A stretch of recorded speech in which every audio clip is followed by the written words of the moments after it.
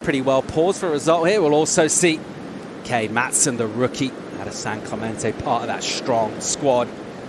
Looking also to get a result here. And he's getting to the stage where he kind of needs one, Strider. Just the entertainment factor out here. We're looking for big chews. We'll see some big airs as well. Let's check out live action here from one or two South Africans in the water. M.McGillivray, low-key action hero, likes jumping off things. It's kind of, just takes it all in his stride. You wonder how he manages to be so relaxed and comfortable. It's because of his surfing skills as he gets. Thinking about, oh, here we go. Here's live action. Here's Kade, whips one. And then tags a lip and already looking behind him, see if there's anything else he can try and squeeze some juice out of. So I feel like sometimes when he's asked a bit of a question, he does have that inner fire, definitely, and he's able to dial into that. Let's see what he can do here. He coils on the bottom turn and then just whips a quick turn.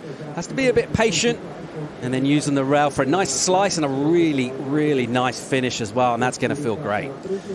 Yeah, finding a little bit of a flow right away would make you feel comfortable in a heat. Whereas Kade, he's kind of surfing a different part of the bank. So this wave kind of coils back at itself.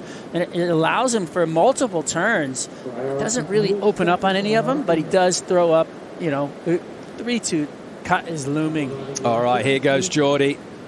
And there is that signature combo of a smooth bottom turn and then on the rail releasing the tail. Another quick wrap from him. The wave will get a touch weird or go and just poke through out the back. But the first turn, just vintage J.Smith really. This place, you can see him, he sets up the wave so perfectly. He identified, his section before he even took off on that wave, found a bottom turn to set it up. And it's fun to watch. Here we go. There's a replay.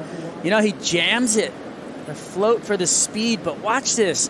Throws the tail up, like when that tail's up above your head like that, coming back in is not an easy thing. Let's see how that pans out over the next couple of days. We are expecting a bit of action out of the Atlantic. Here we go with action, live action. J.Smith on a left gets a little pump in and then just clicks one with so much flow, cat-like in the balance. And it's so smooth and controlled. Really nicely done. And that is fluid surfing from J.Smith. Where did he dial that bomb up from?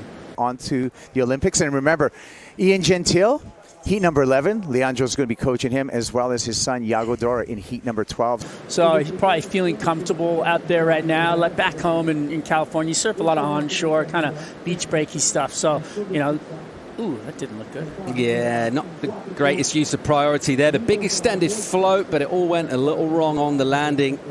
So let's see what Jordy does with first priority, and crucially, M.McGillivray having a sniff here. What's he got for us? And he goes kind of late to that air. Matthew tried to keep him off of waves, but didn't look like it worked. Here goes Maddie.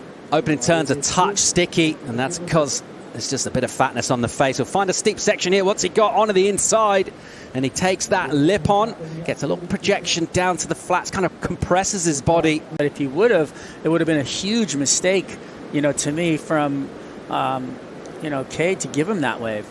Because this wave actually regrouped and had this inside section. That was a big section right there. If he would have maybe thrown the tail around or something, he could have gotten a bigger score out of that. We'll see what the judges come up with.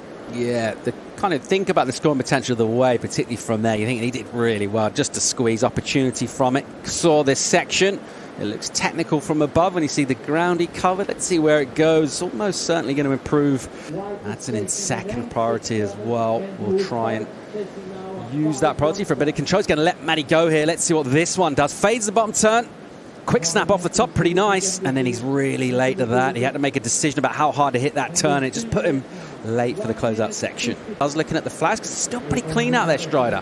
Here's live action from Jordy as he rips into one. And this one will go a little wobbly here.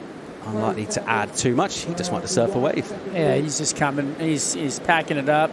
All right, here's Kade. So had that priority and got a good first hit. Uses it on this wave. This one stands up on the bank for him. There's a third turn. And he'll whip that upper body around a fourth time. So the first one Was a nice strong turn, and then managing to get multiple maneuvers done to finish it, and got the completion as well. He was already in an advancing position to attack Jordy's first pace position, but a good way to close out the heat. Yeah, beautiful surfing and found a rhythm. You know, these are confidence builders right here. You know, played a smart heat in the end there, held his opponent off, whereas Matthew was just looking for a small score that he could have. That was a 5-point ride all day long. So great heat IQ right there for Kade Matson to finish out.